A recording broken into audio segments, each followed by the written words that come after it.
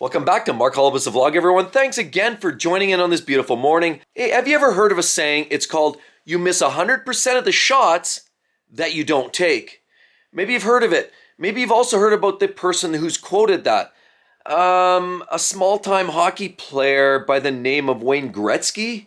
He actually was quoted as saying that several years back. A fellow Canadian, I think we all can appreciate, probably arguably one of the best hockey players of all time, that I spoke to a motto that I live by. And by saying that you miss 100% of the shots that you don't take, really speaks to opportunities. And here we are talking about YouTube. I've got a couple of YouTube channels, and I want to dive into the discussion about that because it's never easy. It's always an uphill road. Anytime you engage in something of this nature and this caliber, where it's something outside of your wheelhouse, or it's something that you're not used to, or it's just something out of your comfort zone in general you're not familiar with, and you're having to relearn a whole new world. And so it's a huge challenge. And I want to talk about that here shortly. But before we do that, I want to talk about today's comment, and that actually comes from Alejandro Jaramillo. Sorry if I messed up your name, I really do apologize. What I do appreciate is you dropping a comment, and Alejandro's comment is great video. I really enjoy how you explain everything. On another note, I'd like to know your thoughts on the Ford Mustang GT. Well, Alejandro, let's go into that. I personally love the Ford Mustang GT. I'm not a huge fan of the 4-cylinder EcoBoost car. Of course, that's something that deviates away from the realm for the real enthusiast. But I did own a 5-liter Mustang GT with a stick shift many years ago, and I love that car. I loved its raw honesty. I love the fact that it has that muscle sound. It made it up to a manual transmission. And it's not even a great handling car. I mean, it was the car I had a live rear axle, so in the corners the car could kick out on you, and in cold weather the bushings they got a little clunky. So the car was by no means ultra refined, but it was really an honest car, and I loved driving it. I loved the sounds. I loved rolling through the gears, and it even looked cool. It was a great car. I loved the Mustang back then. But here, let's dial it up, talking about the modern day Mustangs, and they're even better. I mean, they look better, they're way faster. If you're talking about the current Mustang GT, it's actually a 420 horsepower naturally aspirated V8 engine, and of course you can get these with a manual gearbox, and that's still what makes them such an honest machine. Not only that, I'll expand out a little bit, of course. I think they're always cool, I think they're always traditional, and quite frankly, between the V8 Camaros and the V8 Mustangs, those are truly my favorite muscle cars. Why? Because they're honest, naturally aspirated, exhaust note coming from a rumbly V8 engine. But if we look at the Jag F-Type back here, this is a 5-liter V8 as well. This has a supercharger strapped to it and pushes about 550 horsepower. And in a lot of ways, it's almost a distant cousin to a 5-liter Mustang. Now, throughout the years, Mustangs, some had superchargers, some didn't, depending on, say, if it was a Shelby car or not. There's all kinds of different variations.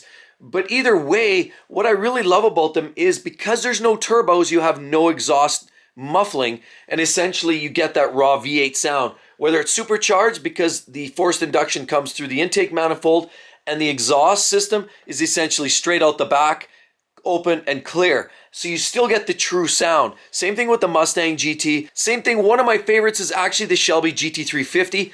Absolutely awesome car, 526 horsepower. Again, naturally aspirated V8, a little higher revving than the Mustang GT, but a lot more money. And then you also have the GT 500 Shelby, which blows the doors off of almost everything. Has a double clutch 7-speed gearbox. That's about the only thing. I love the gearbox, but the flip side is it would be great to have a manual in that as an option. Currently not right now, as that is the case.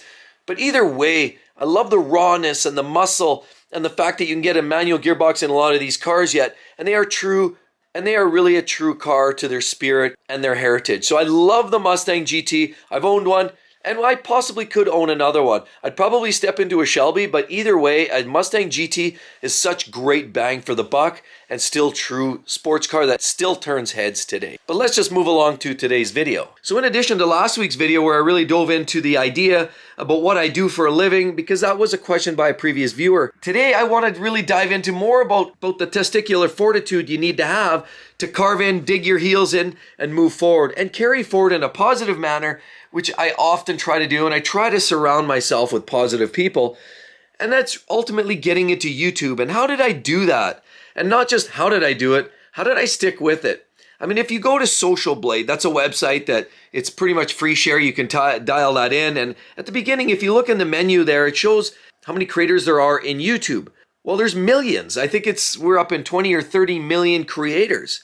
But I know a lot of creators that create and make a lot of great content, and they keep forging and working hard at it. And there's a lot of creators that do it more for a hobby because, they just want to share the odd experience. Maybe it's once a week, maybe once a month, maybe even once a year. I've seen some creators, even some that I stay in contact with, that just put some content in there just when it feels right. But then there's those other creators that try to really grind it out and try to remain consistent, pushing week upon week, day upon day, if it's a daily vlog. I mean, there's a lot of creators that do a lot of hard work and do a lot of great things. And in a lot of cases, it's almost miraculous how they're able to come up with such phenomenal content consistently over and over again. And I want to speak to that because when we talk about testicular fortitude, I also want to talk about this whole idea of this whole concept of YouTube. For me, it was brought to light by a friend of mine a few years ago, and it's not something I ever considered doing. I never thought you could even earn a living at it, or so much as even just, how do you do this consistently, and what does it even mean in the long haul? Never mind, when you read online, you find out that people actually do this for a living. So it was something that just looked to me like more of a hobby to start with. I thought, yeah, this looks very intriguing. Seems like a great way to express myself. I mean, I have a real strong passion for cars.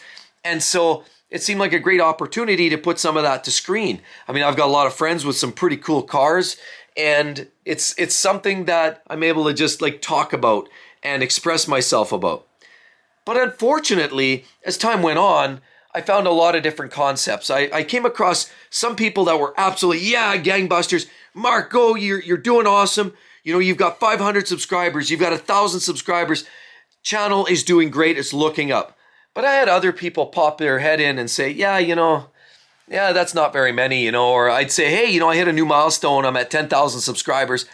And they'd say, that's really not many. You see all these other big YouTubers with 1 million subscribers, and kind of made me feel minuscule for a moment. But it's those naysayers that drove me to keep on pushing through. And pushing through because I don't like to be told that I can't do something. I grew up in a world where, humble beginnings, we didn't have a lot of money, and you had to fight and claw to have anything that you had. Well, the same thing kind of goes here. There's no gimmies here. You're starting from scratch, and while some YouTubers gain advantages by collaborating and doing all that, and shout outs sometimes can help, it's not an easy road. And I had naysayers along the way saying, that's not many subscribers, or, that's awkward content, or, that was kind of a bad video, or I've even had people, that I know that check out my channel but don't actually make any comments. And I know they're in there because I hear in the grapevine outside of my circles that comments are made and people are making gestures and they're forming opinions, making assumptions, and really talking a lot of smack. And that does hurt because I do put in a lot of effort for a passion that I really love. And if it weren't for the fact that we all realize life is short and you have to grab the bull by the horns, and if you don't seize those opportunities, that opportunity may never arise again. Me, for example, I came in the game a little bit late. This is a great opportunity. This is a whole new amazing world for those young up-and-comer YouTubers, those late teens coming into their early 20s, where they're able to get in early and they could potentially spend a lifetime building a career out of YouTube and expanding into the whole online media opportunities. For me, I came in a little late in the game, obviously. Obviously, I'm not 21 years old, so for me, my years are a little bit numbered. But with that said, that doesn't mean I had to stop. I mean, it is an opportunity. I just needed a little coaching, and I had a good friend of mine kind of show me the particulars, got me off to the races. And so one thing I have actually realized that when you have a YouTube channel, you're putting yourself out there. And what that does is it potentially exposes you in ways that are often built on perception. Now, with that, either way, perception or otherwise, the point of the matter is the intent is just keep forging ahead. You've got to live your dream. You really do have to exercise your passions and enjoy and indulge in some of those passions. I mean, the same thing goes with cars for me. It's not that I need the latest and the greatest, and I'm not a guy about the Joneses, and I really do believe that driving these cars is fantastic. And if you're within your means and you're able to afford it, by all means. Not everybody can afford a $100,000 car, but maybe the only car you can afford is a $5,000 car. That's fine. But just make it something that's worthwhile to you. Make it something that you enjoy, that you can customize, make it your own. But regardless of what you can afford, the bottom line is, my motto has always been, and it still stands true, and you've probably seen it on my other channel, you'll see it on here again, and that is, life's too short to drive boring cars. And for me as a car enthusiast, that's a message I can't help but spread. Again, it's not how much you spend. It's just the fact that if you are a true car enthusiast, then exploit it. Engage in that, because we don't know what kind of time we have left. We really don't. And this goes for this YouTube opportunity. The naysayers will always be naysayers. I've had comments even on the videos. They try to bring you down. You have trolls that try to bring you down. You have people you hear in certain circles that try to bring you down or talk smack. The bottom line is you need to filter through that. And if we reacted and responded to every situation where people tried to take us down or knock us down, then we'd never get anywhere. The point is, put yourself out there. And more importantly, the point is, look for those opportunities, seize them in the moment, and take advantage of that and move forward with it. Because again, life's too short. And another thing I'll add is this YouTube is not an easy game.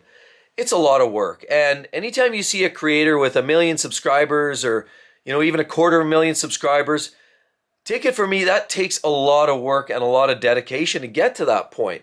There's so many ups and downs. There's times where you can enjoy what you see and experience as far as your own successes. And then there's other times where you just wonder, like, should I just give up? This is all the effort I put in and I'm not getting the value out of this. Or the channel's slumping and you start to feel that you should just give up. Well, the point is, don't give up. And if it's one of your dreams, keep forging ahead, because like everything in life, if it's worth anything, then it's probably hard to attain. So as far as dreams and goals go, it should always be just out of reach, but not out of sight, if you know what I mean. So it should be something you're always striving just to grab on the horizon, but you should still be able to have a visibility, and you should still have kind of a thought as to how do I get there. You should have a path. And that's just something that you got to keep forging ahead. The other thing that helps doing this, as well as grabbing these opportunities, is surrounding yourself with positive people. As a matter of fact, my channel manager, every once in a while I find myself in slumps and these ups and downs. I have a good chat with him, and it doesn't take long, and he tries to dig me back out of the hole, because he's just a naturally very positive person, and that goes a very, very long ways. It's amazing having positive people in your life, because there's enough negativity. I mean, look what's going on here recently in social events. There's all kinds of bad news throughout the world. We don't need to focus on that nonsense. Let's enjoy and capture the moment. Enjoy the time with the friends, the family, the kids, whatever that is. Take your hot rod out, enjoy it, give it a good polish, maybe take it for a good drive. Whatever makes you happy, take advantage of that today, because today could be the last day, unfortunately. You never know. So you might last till you're 110, or you might not last tomorrow. So my motto is ultimately just go with what you know, seize the opportunities, don't let the naysayers get you down, and keep forging ahead. So thanks again, everybody. I do appreciate that. I just felt it was due for a bit of a rant, seizing the moments and forging ahead on those opportunities. And as well, be sure to drop a line right down there, a comment, and next video I might just bring your question up. Thanks again, everyone. Please be sure to subscribe, be sure to stay positive, and don't forget to seize the dreams. See you later. Bye-bye.